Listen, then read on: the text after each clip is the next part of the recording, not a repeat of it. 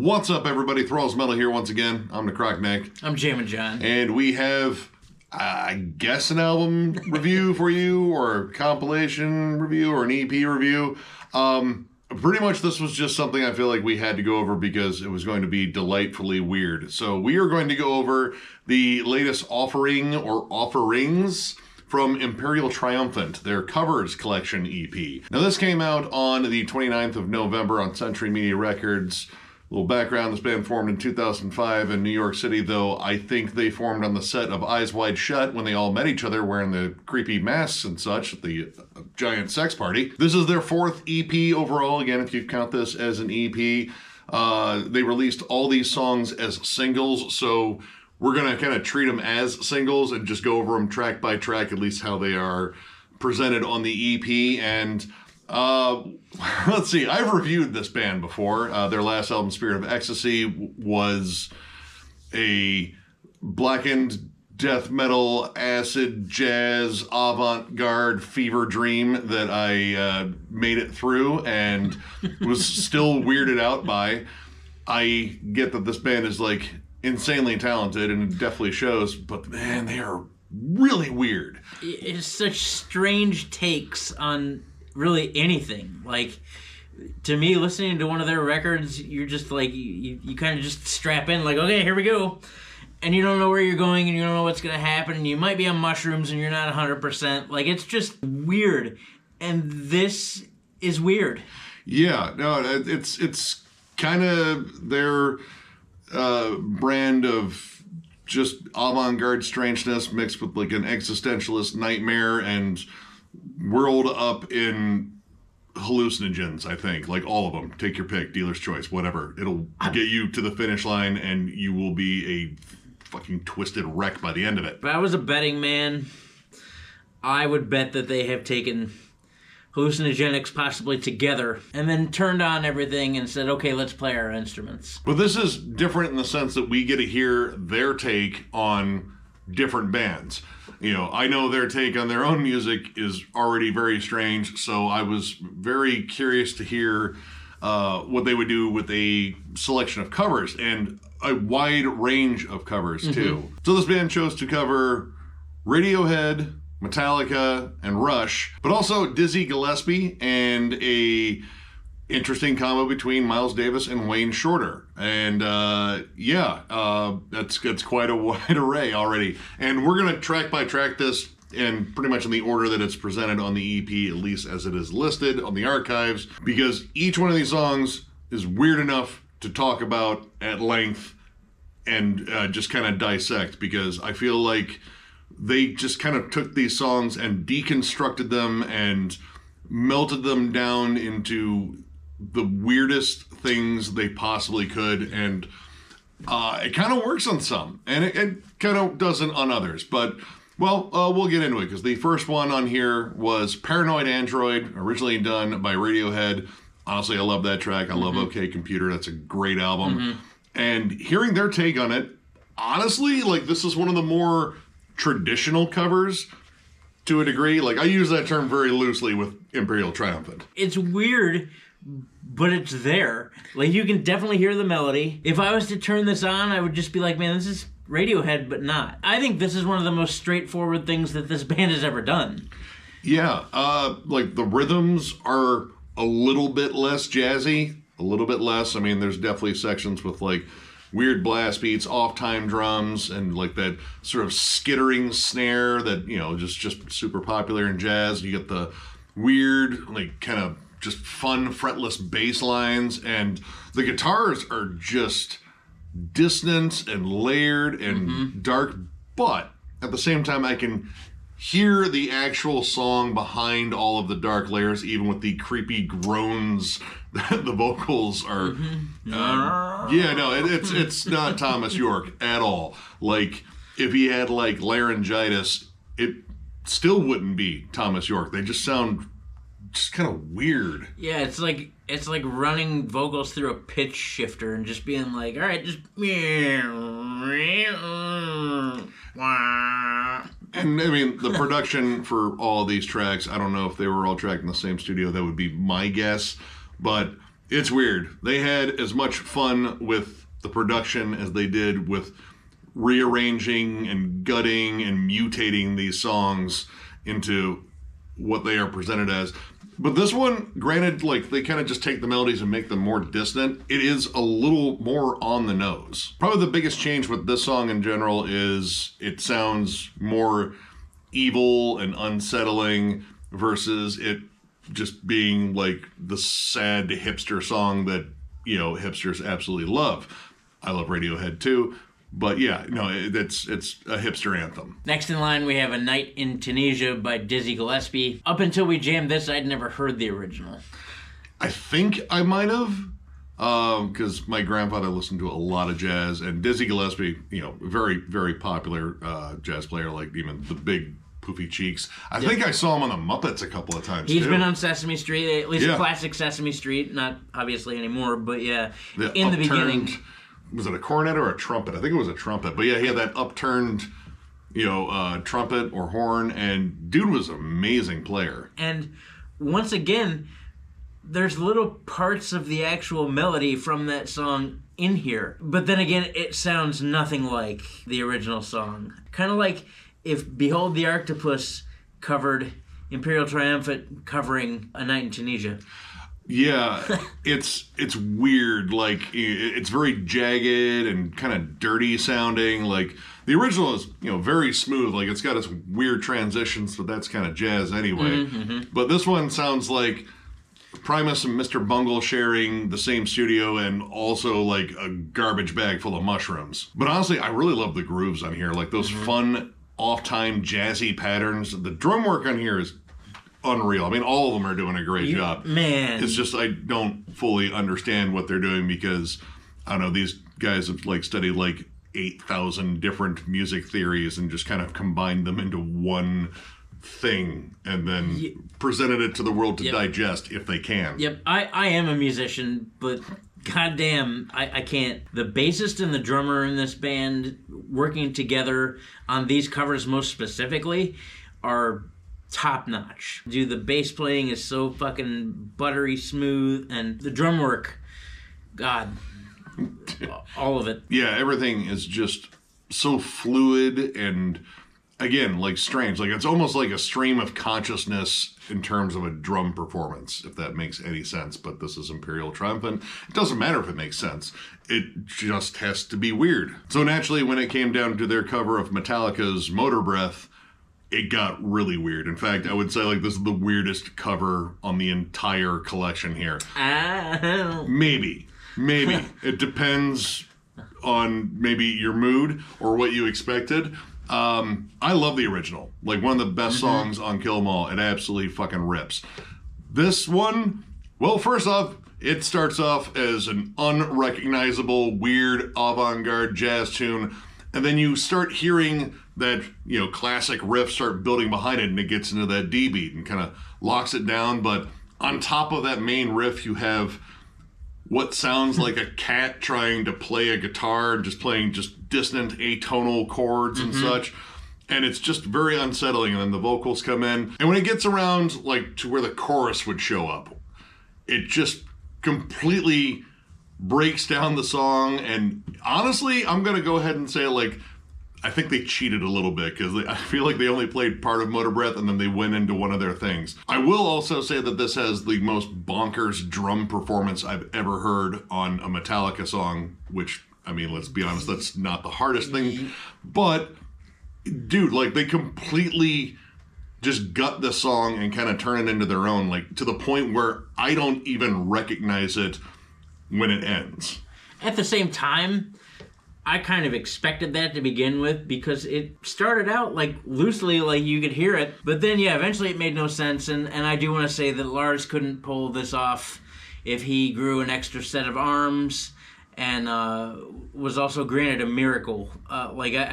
It would never happen. Like a Christmas wish. Yep. Every time a bell rings, Lars gets an extra MP point. Yeah, but this one was probably the one that I liked the least just because, you know, or at least with Paranoid Android, they showed that they could still play, like, a bulk of the song and still make it recognizable. This one, again, it just kind of just turns into their own thing. It's like, you know, listening to Metallica while falling into a K-hole. it doesn't work. Like, well, I mean, it can work if you're just looking for like avant-garde nonsense, but that one kind of just, I don't know. I think they kind of just went a little too nuts on that one. One of my favorite tracks on this album, their cover of Rush's Jacob's Ladder, is actually really, really good. It just sounds like a dissonant death metal cover of Jacob's Ladder. The chuggy fucking riffs in the verse are awesome, but like all the notations there, like especially in the beginning, you know, at the bass, the did it like that, it's still there, and it sounds really close. And granted, it does skew off the beaten path a couple times. A little bit, at least in like comparison to the other songs. Like this is probably the most straightforward cover on this entire collection. And they nail it. And they had better because Rush fans are, pretty damn passionate. I mean, I get it. It's Rush. And like, Permanent Waves is honestly like one of my favorite Rush albums. Too. Yep. And they crush it. And like the only thing they really change again is like kind of the mood of it. Like it feels less epic and more sinister and dark, but they really don't mess with the melodies very much. Like there's maybe one spot in there or two spots where it gets like notably heavier and darker, but it's still recognizable as the same song. They did a really good job. They just put their own spin on it, but they didn't deviate too much from the original formula. Yeah, I think they were kind of wise to, in a way, hold back. I mean, the song's like complex and interesting on its own. I don't think it necessarily needs that much more weirdness to it. That and the next track, the last track in this collection, definitely made up for the lack of weirdness on the Jacob's Ladder cover. They cover Necrotic, which is a Miles Davis song with Wayne Shorter, who apparently recently passed this year back in March, rest in peace. He was a hell of a saxophone player, and they covered a Miles Davis song, and they made it weird as hell. Like, all right, this song legit makes very little sense. It's almost more or less like a drunken night. Like, it opens up on the New York City streets, you hear traffic, and the song is just kind of shuffling along like a drunk idiot. If this song was a person, it would be disheveled, it would have bad breath, it would probably smell of like cheap scotch that was poured into a half-full ashtray. It bumps into you while spilling its drink, like, I'm so sorry. And it goes down a whole bunch of musical alleys and then throws up in them. And it is just this weird song that it fits, like it's oddly smooth, but it's kind of jagged. And this is where the production gets really weird. Yeah, the production swells, and it's not so much in the beginning where they're setting this whole like visual scape up where you get the stumbling drunk. Like it's towards when he really kind of blacks out almost, because then the drums kind of take a back seat and there's reverb and everything else is out front, and then that does a whole like pivot, and then everything, the drums are out front and the bass is out front and the weird sound and shit is behind. And it reminds me of when a drunk blacks out. Yeah, no, like, you can kind of follow the meter of the song like someone, drunkenly shuffling. Like, they're kind of out of time, there's no rhythm to their steps. Right. There's a section where, like, these pianos kind of do, like, a descending or ascending scale, and it's like, did they fall up or down the stairs? I don't know, but I feel like they had to like pick themselves up and dust off all the dirt and puke and like, I'm fine. It just it's okay. And in between some of these transitions, you have these giant swells of like just distorted, kind of gnarly, almost like feedback sounds. Like it could be synths. I mean, I did hear some horns in there, which is very appropriate if you're covering Miles Davis, but these gnarly synth sounds and like the weird atmosphere, like because you can hear the traffic noises kind of come back in at certain points.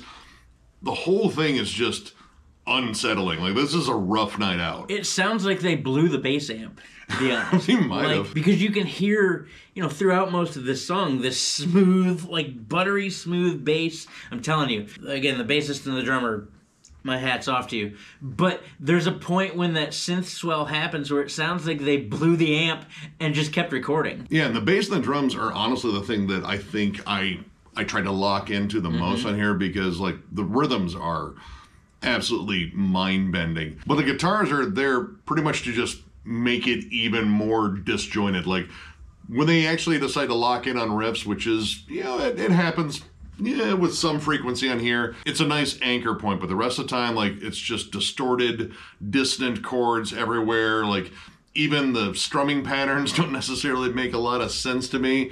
But overall, this was really interesting. I will say that. And I mean, part of me is thinking, you know what? I kind of like these guys maybe a little bit more when they're playing someone else's songs, because for the life of me, I'm still just having difficulty wrapping my head around what they do on their own. But these covers, for the most part, were really entertaining, and I like their unique approach to them. So overall, I'm going to give this 3.5 stars. Like, honestly, this was a really interesting listen. The Metallica cover was a bust, I think. Like, they just kind of turned it into their own song and made it weird, like it would have just blended in with any of their albums. They played a Metallica riff for like a few measures, and then the song kind of just shits itself. But outside of that, like, I like their takes on Paranoid Android and Jacob's Ladder, especially. Like, I think they did an excellent job with both of those. And Night in Tunisia is really cool, but Nefertiti is just bonkers. Like, there's no sense to be made of that other than you create a drunk person to kind of narrate the weird song. Like, that was the only way I could follow it, because I could just picture a drunk person stumbling and falling and throwing up everywhere and knocking over people's drinks and getting kicked out of the bar and crying and like, this is my 3rd divorce. And we've all seen that guy. Yeah. I know all of our viewers have all seen that guy. If you've ever been to a bar, you've seen that dude. Yeah, you can smell him about 18 feet before he even gets to you. But this was an interesting listen. And I don't know. I mean, I'd probably come back to some of these. Like, the last one really didn't do much for me. I know it got a lot of praise, but I don't know. This was just interesting. And if you just want to hear the weirdest covers of songs you may or may not know, then listen to all these, because it's nuts. To be completely honest, I'm going to give this a 4. I was really entertained by all of this. Now, first off, I kind of really like avant-garde music anyway. I'm a giant Buckethead fan, a big Candiria fan. We've got Sleepy Time Gorilla Museum playing in the background here. I've always thought this band to be rather talented anyway. Definitely from a musician standpoint, like, these guys know what they're doing. And jazz is really fun to begin with. I don't often listen to a whole lot of jazz. I do listen to a lot of jazz fusion. Some of these covers are really spot on, and I was really surprised by that, because I know how insane this band is. Paranoid Android, they did a good job with. Jacob's Ladder, I will go back and listen to that. I really will. This might be one of my favorite adaptations of this song.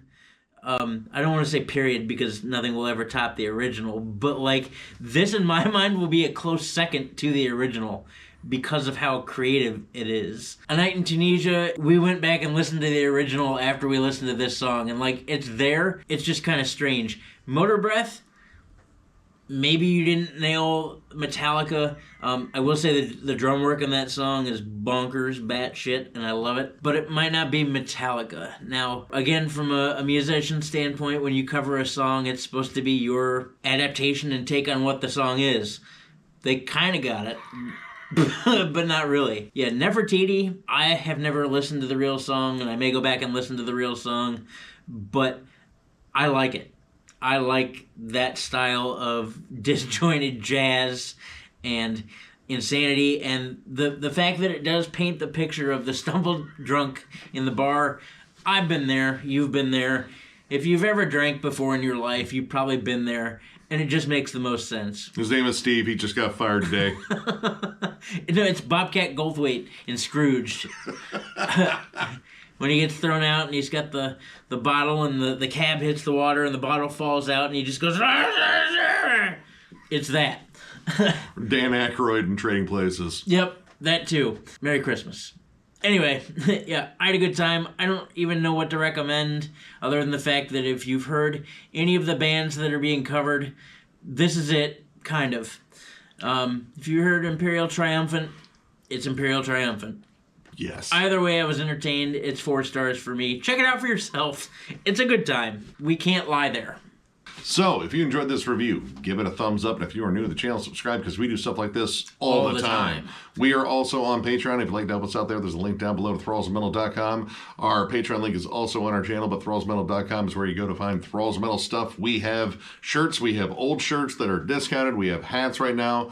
Just click the link down below and you should see it all. And as always, we get down to the weird thank you portion of the video where we thank you. As always, we have a ton of stuff going on at Thralls of Metal. We got our end of year list coming out. We got the Black Dahlia Murder ranking. We got some retro reviews. We're about to celebrate 5 years on this channel, which is insane. But it wouldn't be something to celebrate if not for all of you guys who still support us and come and watch our videos and hang out and chit chat. You've helped Thralls of Metal grow from a teeny tiny channel in the basement to something magnificent, and we appreciate you guys. Thank you so much for being here and continuing to join us. It means the absolute world to us, Nick.